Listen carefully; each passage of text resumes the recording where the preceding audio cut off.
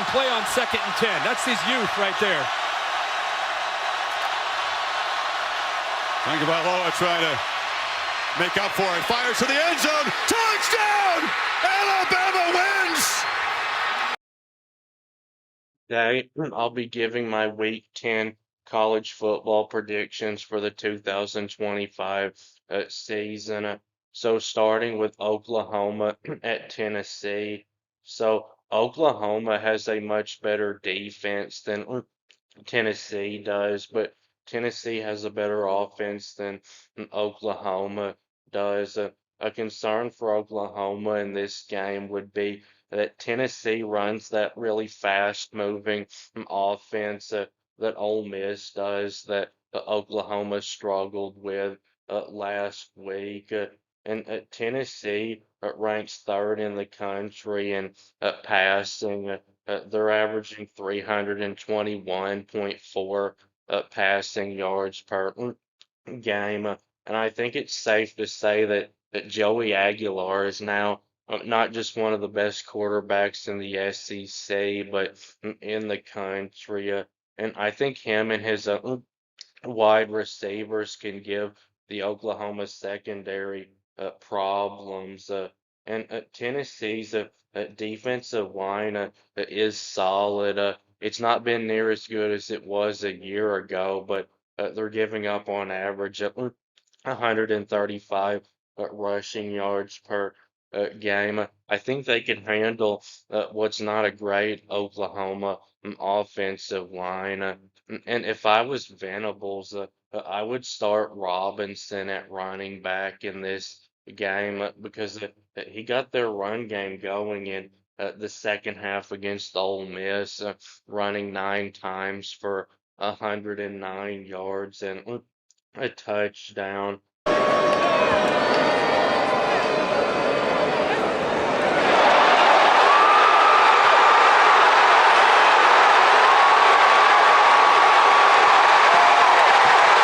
But good news for Oklahoma is that they do have a good secondary, and Tennessee has one of the worst secondaries in the country. They're giving up 266 yards passing per game on average. Their big problem is the cornerback position because their two starting corners, Jermod McCoy and Ricky Gibson, have both been out all season, who were considered to be possible All-American corners going into this season. But Oklahoma's got the quarterback and the wide receivers that can pick apart this weak Tennessee secondary. Satania and Deion Burke should both have big games in this one. And I think it's good for Oklahoma that it's the cornerback position that's Tennessee's biggest weakness because John Mateer has struggled some with deep ball accuracy, but he's been really accurate in those short and medium distance throws. But Tennessee's offensive line is really good.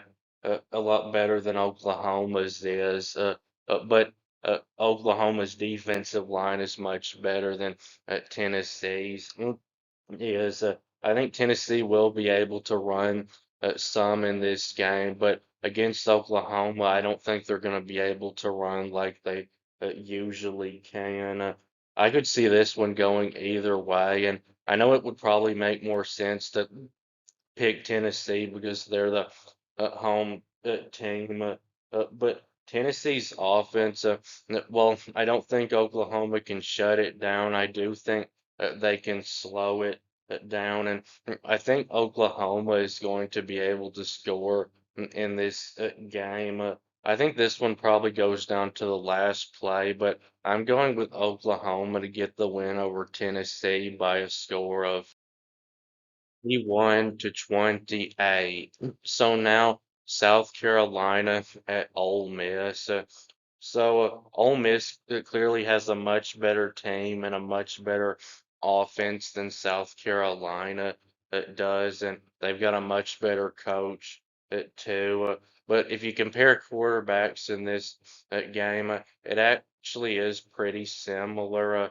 I would go with Chambliss over Sellers by a little bit, but they're both great passers and runners. And Lenora Sellers is a talented enough quarterback that I think he can be a starter in the NFL someday. The problem for South Carolina is Lenore Sellers is their whole offense. I watched him last week against Alabama, and they scored 22 points, but without him, they may have been shut out.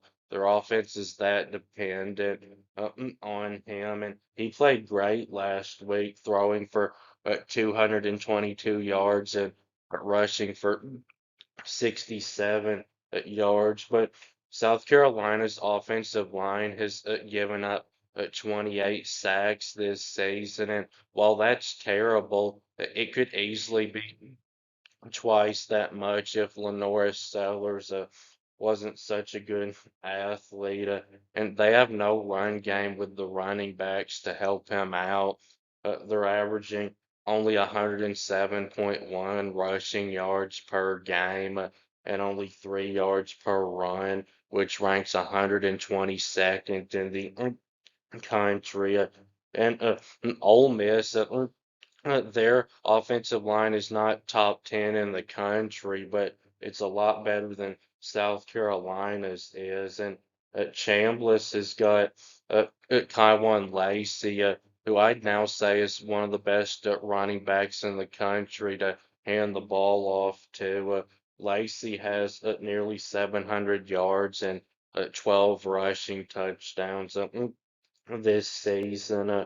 And both of these quarterbacks can throw a beautiful deep ball, but Ole Miss has an on a different universe level better group of wide receivers than South Carolina does. And it looks like they've got a new good one, Winston Watkins, a four-star freshman who's coming off a big game against Oklahoma where he caught four passes for 111 yards. Ole Miss might have the deepest group of wide receivers in the country, and South Carolina's Nick Harbor, the very speedy five-star wide receiver, did have a big touchdown catch against Alabama, but he hasn't had near as big of a season as I thought he would. He's only got 18 catches this season, and Ole Miss has the tight end advantage because they have Daquan Wright, one of the best tight ends in the country. But now he didn't have a very big game against Oklahoma, three catches for only 11 yards. And he doesn't usually make a ton of catches, but he usually gets a lot more yards than that. But he got hurt in that game and came back in. I think he'll have a much bigger game against an South Carolina. Now, defensively, South Carolina is probably a little bit better than Ole Miss overall. Now, their defense isn't quite as good as it was a year ago, but it's still plenty good enough that if they had any offense, they could have a decent team. They're a pass rushing combination of Dylan Stewart and Brian Thomas is one of the best in the country. But Ole Miss just faced a much stronger pass rush against Oklahoma, and they still scored a lot. So I don't think those two alone are going to be enough to slow down the Ole Miss offense. And South Carolina's defense played great against Alabama. And that really just shows how bad their offensive line is because their defense and Lenora Sellers did everything they could to get them that upset, but it still wasn't enough.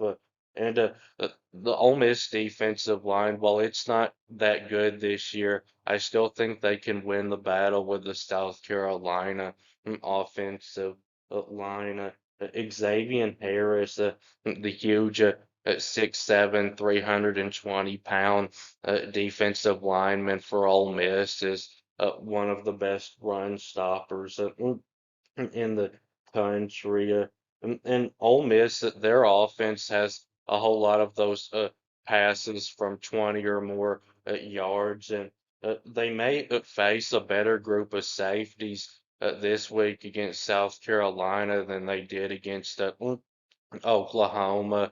South Carolina's safeties, DQ Smith and Jalen Kilger, are two of the best in the country. They've combined this season for 79 tackles and 5 pass breakups and 2 interceptions. So Ole Miss may not be able to complete as many of those deep balls as they usually do, but Chambliss can do it all.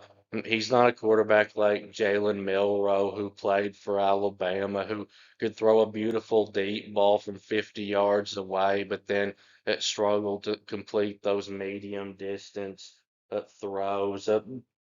I think that South Carolina probably will slow down the Ole Miss offense a little in this game, but I still think Ole Miss will score a lot.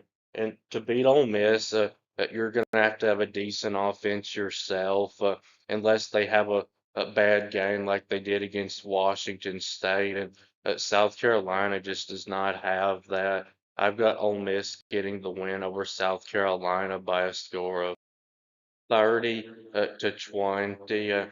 So now Vanderbilt at Texas. So Vanderbilt seems to be a better team this year than Texas does. And the Vanderbilt front seven is actually a big mismatch for the Texas offensive line. And I know that sounds weird because if you compare recruiting between the two, the Texas offensive line should be a big mismatch for the Vanderbilt front seven, but if you look at the numbers, Texas appears to have the second worst offensive line in the SEC. They're averaging only 139.8 rushing yards per game, which ranks 90th in the country. The only decent game that Texas offensive line has played has been against Oklahoma, and Vanderbilt has a pretty good pass rush, and they're starting three linebackers, Langston Patterson, Brian Longwell, and Randon Finente, might be the best starting group of linebackers in the SEC this season. Now, they still don't have the depth at linebacker that teams like Georgia and Alabama and Texas have. But Arch Manning had a concussion in the Mississippi State game, and I saw he's questionable to play in this game. I saw he has been practicing, though. But the Vanderbilt secondary is below average, except for that one really good safety that they have, C.J. Hurd, who is their top tackler with 43 tackles. But Texas has a better group of wide receivers than Vanderbilt does, and the Texas wide receivers should be able to win the one-on ones with the Vanderbilt defensive backs, if Arch Manning or whoever the quarterback for Texas is in this game, it can throw accurate passes, because if the quarterback's inaccurate, a lot of the passes are uncatchable no matter how good the wide receivers are. But Ryan Wingo has been Texas's top wide receiver this season. He's having a good year. He's got 29 catches for 504 and 4 touchdowns, averaging a really good 17.4 a catch. And he's coming off his best game of his career against Mississippi State, where he caught 5 passes for 184 yards. But Vanderbilt does have a better tight end than Texas does. Eli Stowers, I think he's going to be a first round draft pick in the next NFL draft. And the tight end that Texas brought in from California, who had a really good year last year, injuries, he's not been much help to their offense this season. It feels like Ryan Wingo is going to have another big game if Texas is going to win this one. And the Texas secondary got ate up last week against Mississippi State, giving up 382 yards passing. They're going to have to play a lot better than that to win this one because Pavia is a better quarterback than Blake Shapen over at Mississippi State. And I would easily take Pavia at quarterback over Arch Manning. Inverted wishbone look for this run first Vandy offense. Pavia pressured, kind of scramble and finds the edge. He scrambles for the first down and he hit the pylon. He's in. And Texas's best player in the secondary, Michael Tefe, a safety, did miss the Mississippi State game, and I saw he's been practicing, so it would be important to have him back for this game.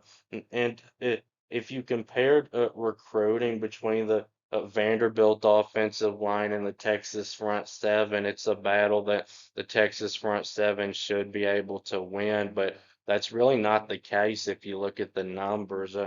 Now, Colin Simmons, the elite pass rusher for Texas, has been having an even better season than he had last year. He's already got 7 sacks, and Anthony Hill, the Texas linebacker, is one of the best players in college football. He's their top tackler with already 60 tackles. But the Vanderbilt offensive line, along with Texas A&M's, seem to be the best offensive lines in the SEC this season. Vanderbilt's been great in pass protection, only giving up 7 sacks all season, and they've been great in run blocking. Vanderbilt's averaging 203.4 rushing yards per game and 6.2 yards per run. And while I do think the Texas defense will play well in this game because they're at home and they're coming off a bad defensive performance, I think the Texas offense will struggle in this game. And I do think this one will go down to the end, but I just don't trust this Texas team. And I think Diego Pavia makes enough plays to get them the win. I've got Texas getting the win over, Vanderbilt getting the win over Texas by a score of 24-21. So that'll be it with this video. Please subscribe. Thanks for watching, and I'll be back soon.